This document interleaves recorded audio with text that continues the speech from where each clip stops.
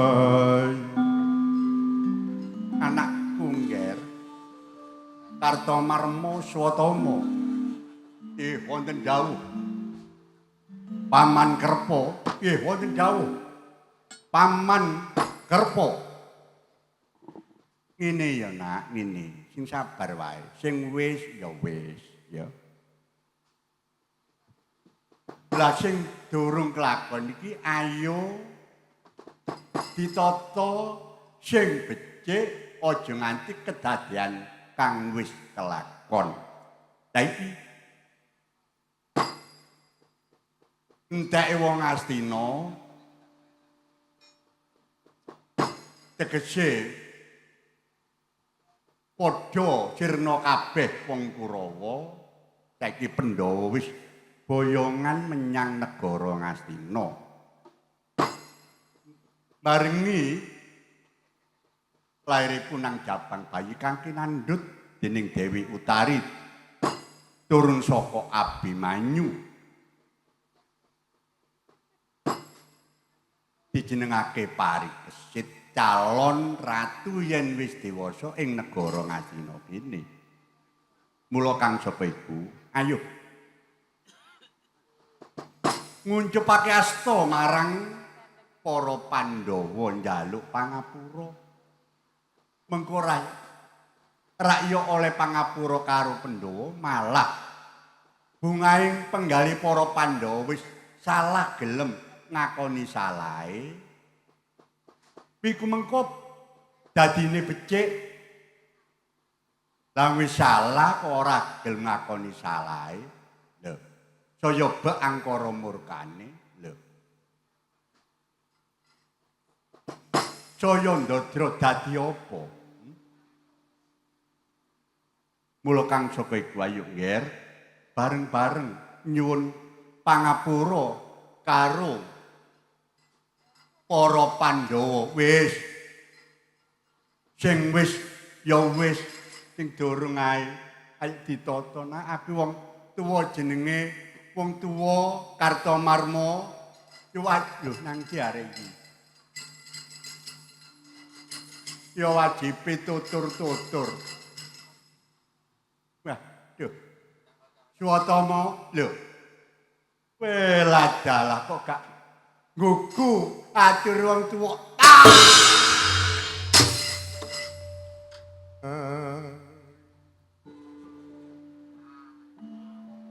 Kurang ajar. Iki sing mbok jaluk. Wong duwe kekarepan kok malah dipengaruhi. Kayak pinter-pintero. Iki sing mbok rasakno. Rasamu gugu ngono ta. Kandamu kurang ajar. Getem-getem karo Pandhawa yen perlu Banowati patenane tak golek Banowati.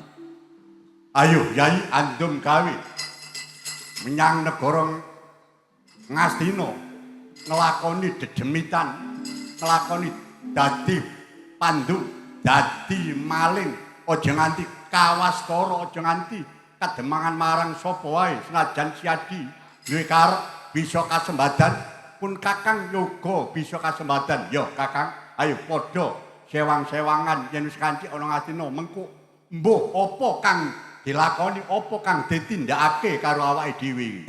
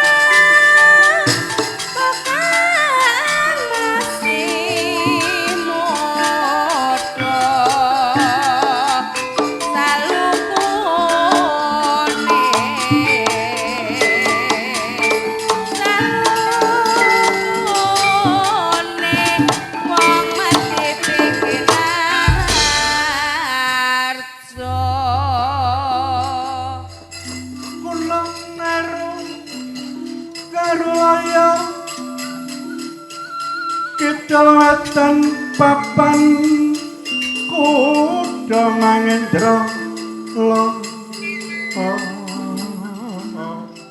ya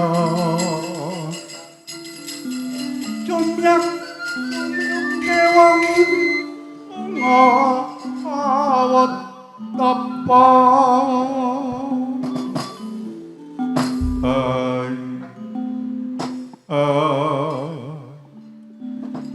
kacarita mangkono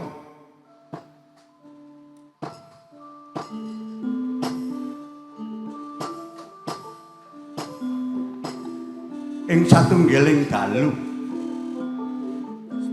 ingkang umon sampun sami sarih namung setunggal kali ingkang dereng Raden Haswatama ingkang ngliter wonten sak yawining kedaton nedya mlebet dados Durat Moko Jabang bayi badhe kaperjaya margi sampun mangertos yen menika benjing ingkang kagadhang jumeneng nata ing negari Ngastina. Raden Haswatama enget menawi kagungan pusaka Cundamani ingkang kaasta inggih menika ingkang badhe kadamel babah mlebet kedaton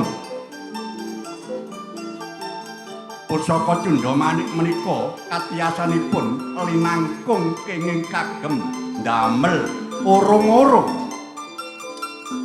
kenging kagem damel urung-urung nanging nadyan makaten Raden Swatama boten sembrono cigra muja semedi nedya kepanggih ingkang Ibu Widodari Bathari Wirutama saknalika Dewi Wirutama jelek katingal wonten ngarsanipun Raden Haswatama.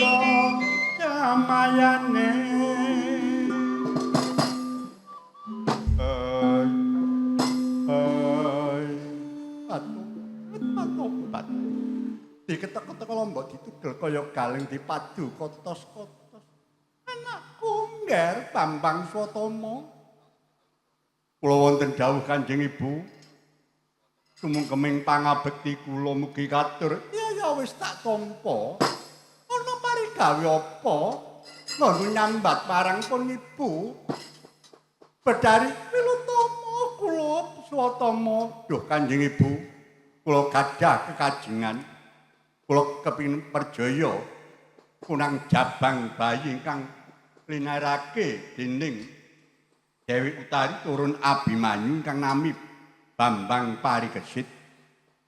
Besok menika menawi sampun dewasa badhe kajemenengaken nata.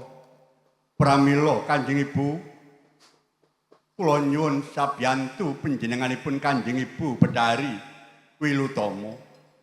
Kula badhe damel urung-urung kanthi pusaka ingkang panjenengan paringi pusaka Cundamanik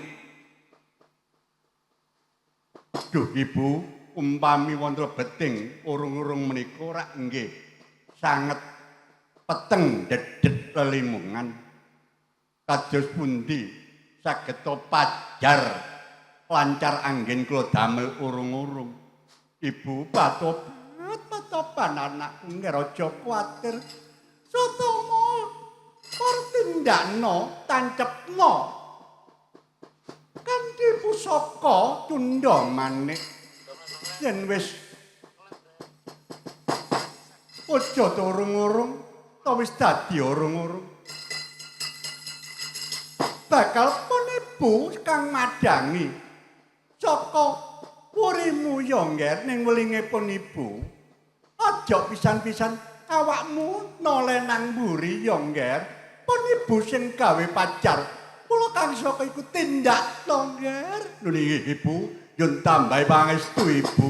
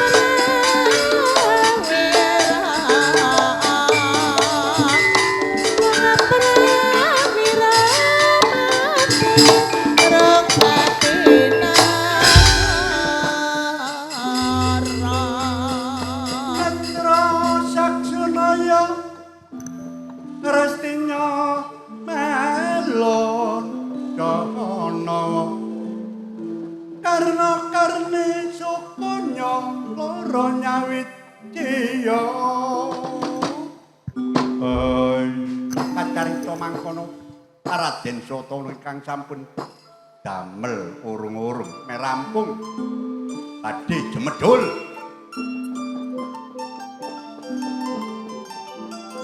ing riku katon padhang jenggelang putra raos Bambang Sotong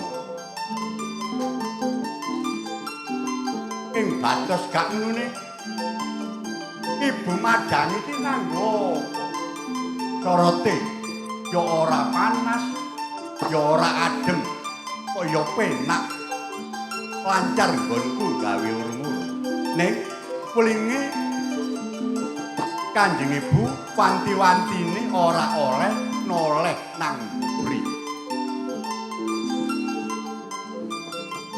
ora kepenak rasane atiku kepingin ngerti ya apa sing gawe madangi urung-urung ilmu apa kawruh apa karo Kanjeng Ibu pedhalu sak nalika Bambang Swatama merewakno dawuh noleh nang mburi peteng dedet lelimungan melas Dewi Wilutama kados ical kinedhepake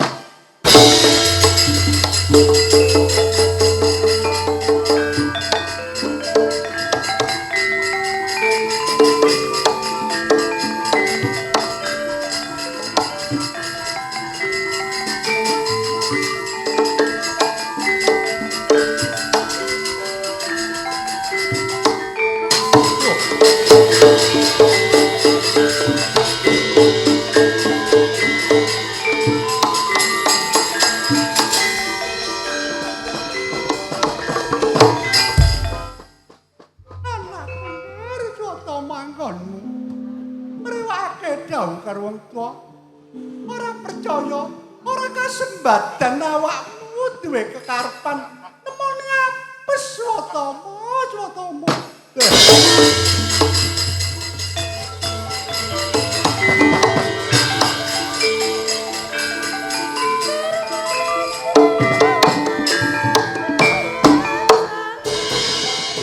Kacarita mangkono ing ngriku. Apa sejatine kanggo madhangi menika payudaraning Dewi Pilutama. Carane menika peten dadi kalelungan. Wonten jroning urung Jamedul Bambang Swatama kancik wonten pinggire Bantala.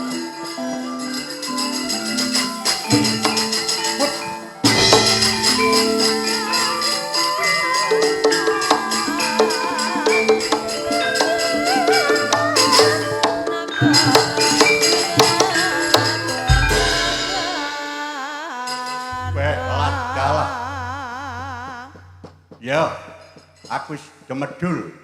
Kaya ngapa bisane aku kancik ana ing kedadon metuki menang jabang bayi.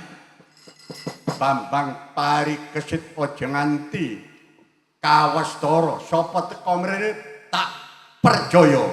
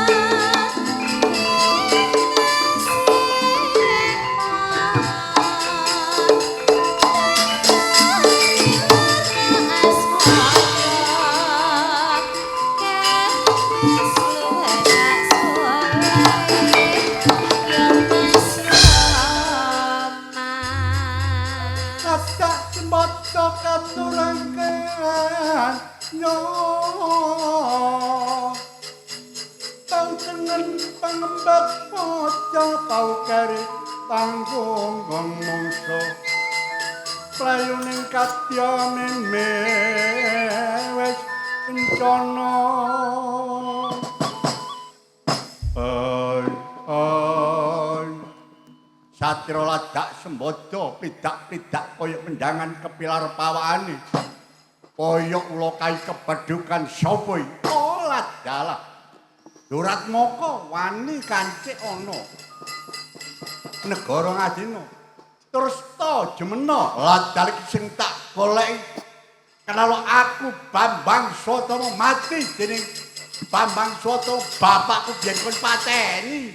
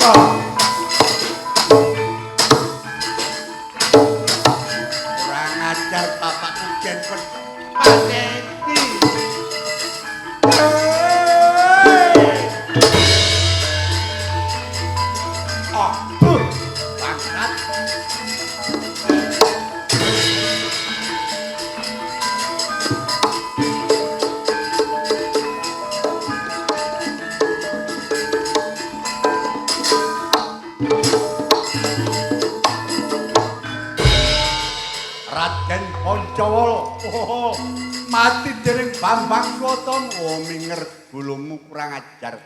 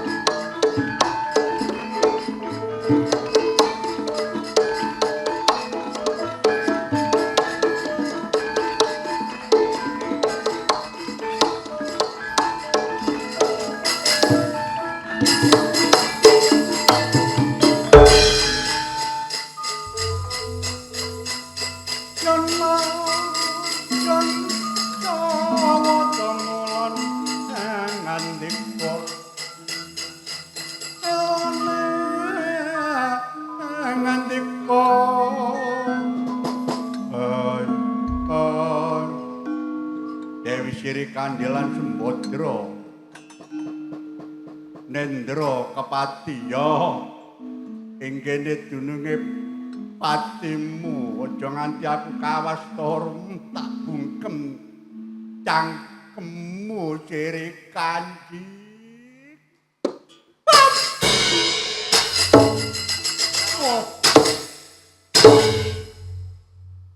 Yes. Siri Kandi Sembodra mati. Bakal mlebu nang kedaton. Tak percaya parikesit.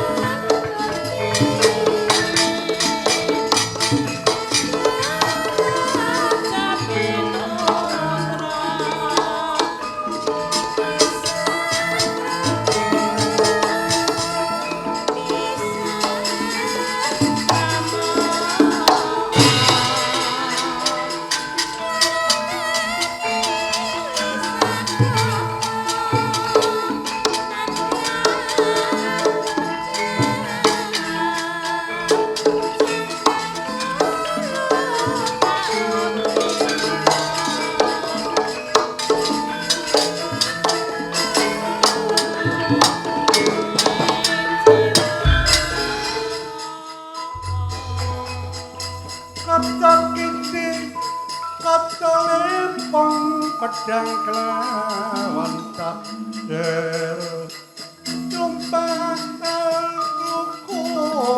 ora ai kocap kacarita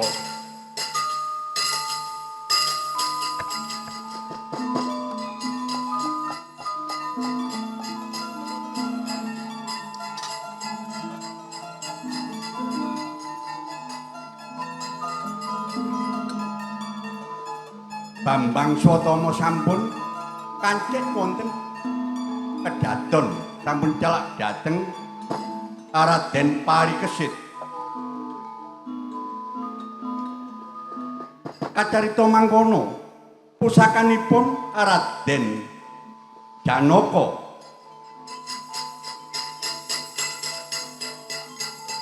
pusakanipun Raden Janaka Kyai Pasopati lan Prasopati pinangka tata cara kapapanake wonten sakcelake punang Jabang Bayi Parikesit. Mula jaman rumiyin ngantos sepriki menawi wonten bayi kedah celake wonten pesinipun duka gunting napa lading.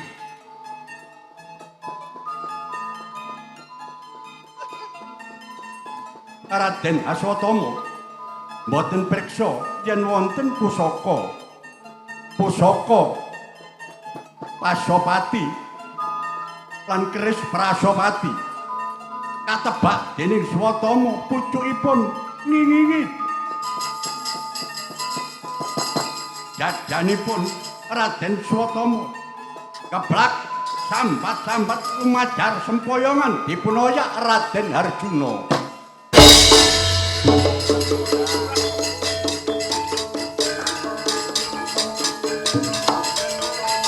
Parikesit iki dununge Patin aduh.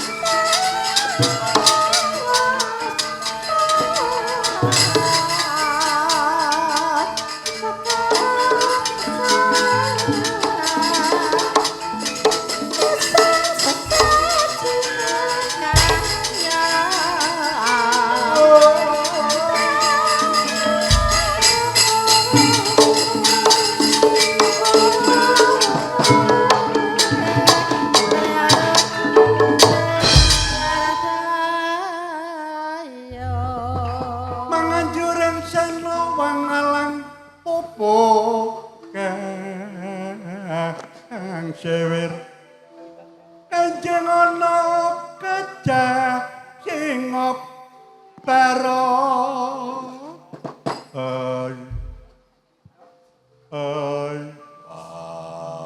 Jelamprong wonten dawuh Kakang Mas Werkudara pintermu Terninas Kaliwondo Swatama arep merjaya punang Jabang Bayi Bambang Parikesit tangane nebak pedhite Prasopati busana aget ambyuk menali dodo ngeblak mulai sempoyongan mbok oyak tak cegat saka lor balik ngetan mbok lepasi jemparing dadi lan patine. Kula aja sembrono si akeh drobosane mungsuh. Lamprong inggih Kakang Mas ngestokaken dawuh.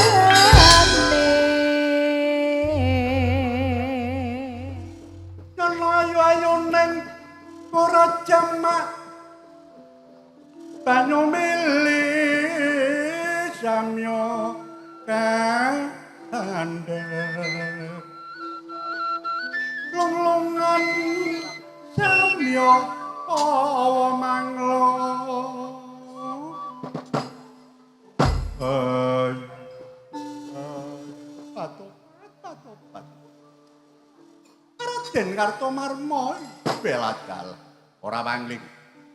Najan busanaku rontang ranting wis ora kaya abne. Wis ora resmi maneh, wis ora formal maneh. Konku ngagem busana wis jenenge Sabana Alas. Kakang Mbok Dewi Banowati. Apa Kartomarma? Kaya ngapa? Dinaniki Kakang Mbok gelem ora gelem kudu dadi garwane Kartomarma. Koko Prabu Duryudana wis ora ana. Ayo. Tak pundhut garwa ladenana Kartomarma. Edan apa sliramu Kartomarma kurang ajar.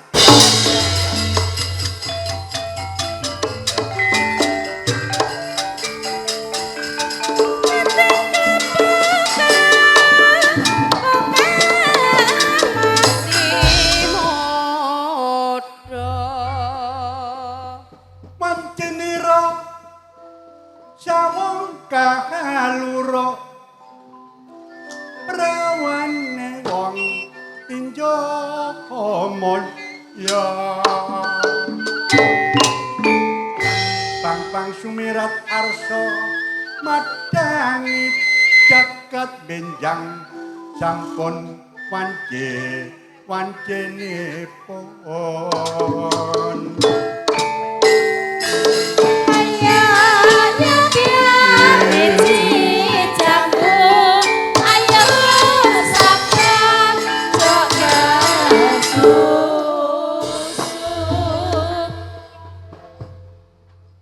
Kakang Mbok Banowati malah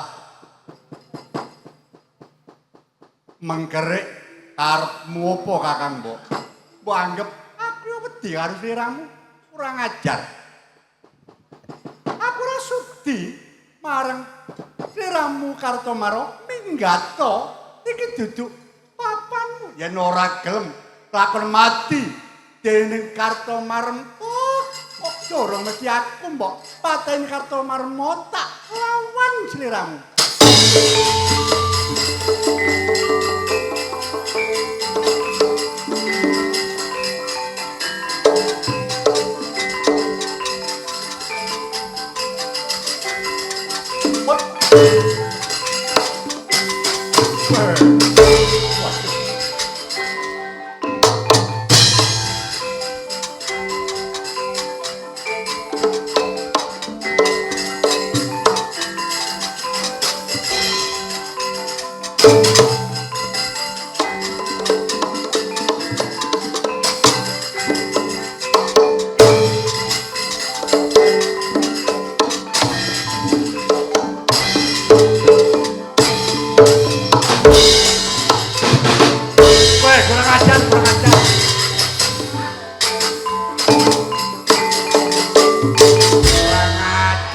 dadak diuyuhi aku.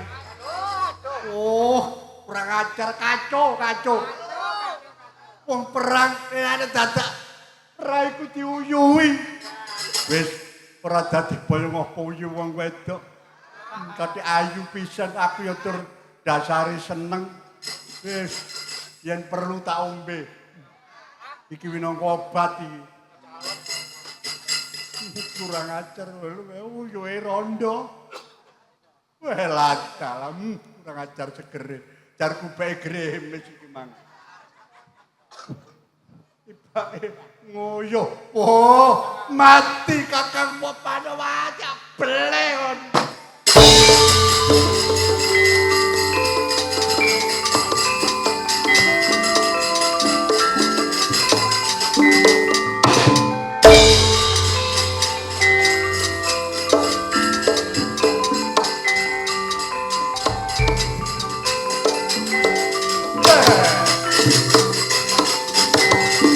Mbak rambutmu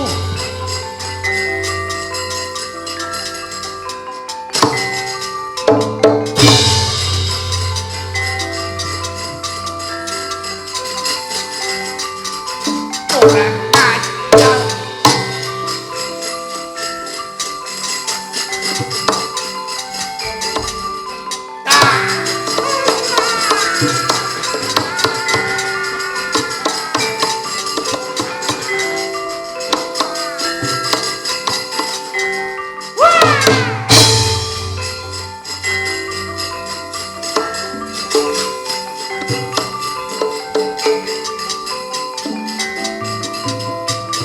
Mati Kakang Panowati.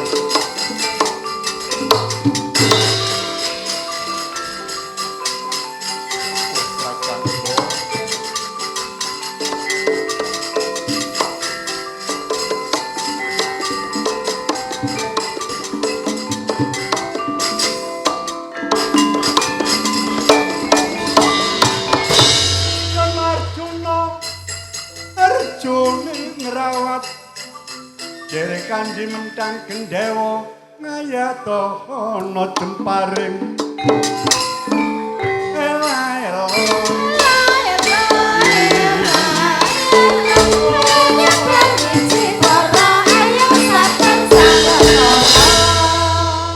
kurang ajar Kakang Kartomarma. Wis ora ana dulur maneh. Janaka mati dening Kartomarma. Kurang ajar cocote Kartomarma.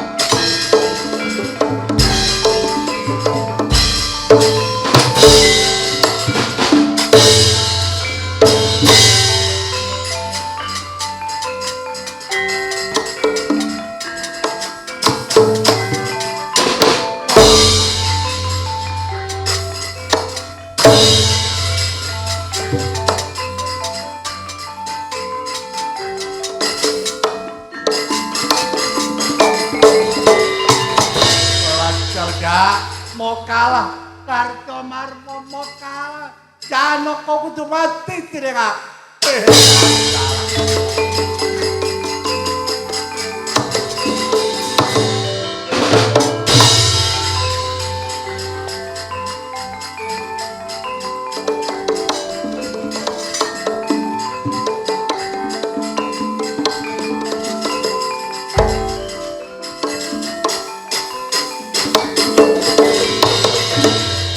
Mapan kebenaran Janaka mundur Seno mati dening Kartomarma. Wah nyotampalno tungkae Werkudara.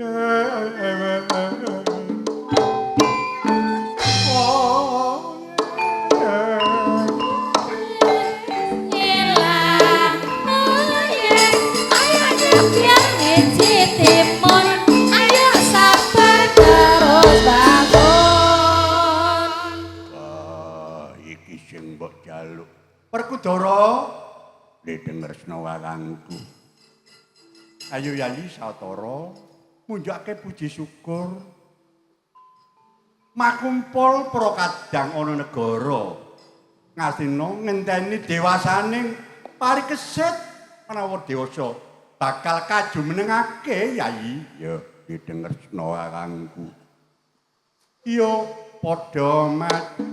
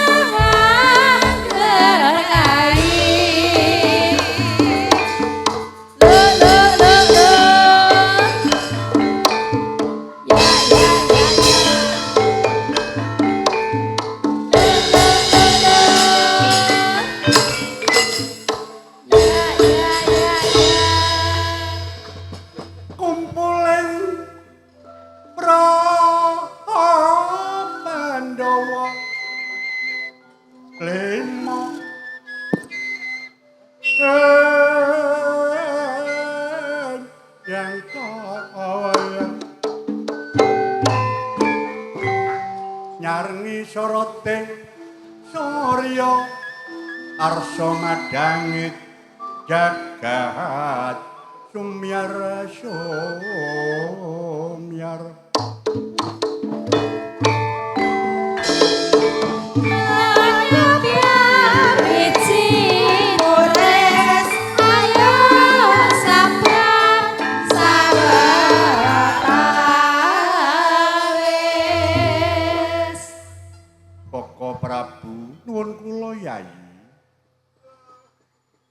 Kelampaning kados mekaten Duh Koko Prabu kadosa pundi ripaduka menawi sumerpa kedadosan ingkang kados mekaten kangge menapa Kuntadewa gesang wonten ing alam donya. Mengke riyin Yayi. Menapa panjenenganipun Yai Aji mboten kemutan? Wonten ingkang kagadhang nggih menika turun Abimanyu. Jabang bayi parikesit menawi sampun dewasa mangke kajumenengaken Nalendra wonten negari Ngastina. Lan sadaya putra-putra Pandhawa minangka dados kurbane salebete perang Baratayuda menika sejatosipun lepatipun para kadang Pandhawa. Lepatipun kados pundi nalika Yai Arjuna lampahi tapa brata Patiraga ngenthing badan kemban salira wonten Indrakila peparat Begawan Mintaraga. Mboten wonten malih ingkang kapujekake kasuwun petahing para Pandhawa. Sanesipun sampun mboten wonten. Lah cobi kok Yai Arjuna dipun taros umpaminipun sadaya para putra ngaten.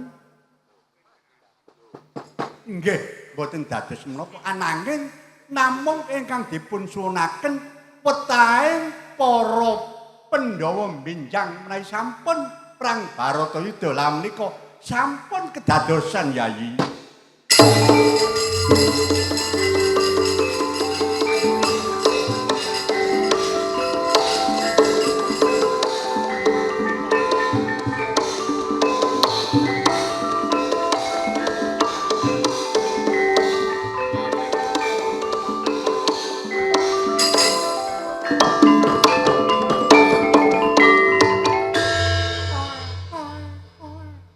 Lho putumu, Dik.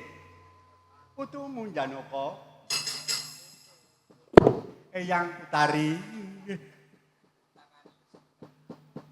Sinuwun Prabu Kresna. Lah, ingkang panjenengan gendong menika nggih menika calon Nalendra Ngastina. Yai Arjuna. Nggih Koko Prabu. Iki mantum iki calon bocah pinter. Mula pantes ngembat raja yen wis dewasa. Nggih pangestu panjenengan Koko Prabu. Wah.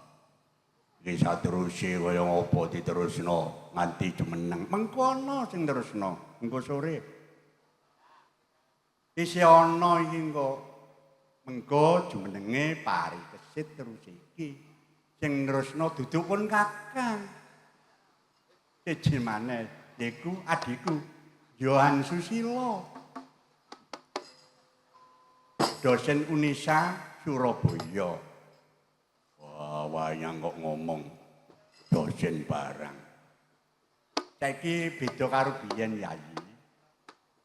Lah saiki sing penting cetha paton bisa diterima marang sok sapa wae kang padha nampa tetembungan iki. Wis ya ora kok ngligi ngono ora. Ya diselani disela-sela ngono nika. Nggih Koko Prabu namung kula pasrah panjenengan. Yayi monggo sesarengan sadaya para kadang Pandhawa sampun mapan wonten negari Ngastina sadaya munjukake puji syukur wonten ngersani Gusti ingkang akarya jagat becik ketitik ala ketara sapa mbibiti ala ing kono bakal wahyuning sirna Sura Sudira jayaning kang prasta ulah dening dening Darmastuti. Nggih Koko Prabu ngantos panjenengan dawuh kados pundi nggih ngaten iki susu-susu niku Yayi.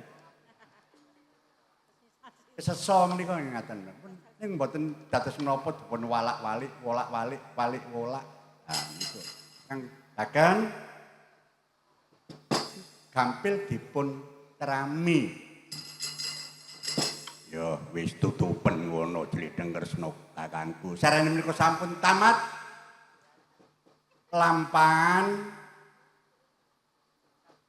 laire parikesit sepisan merdeka tetep merdeka kalis ing sambikala tansah langgeng dono larasing sami lampinya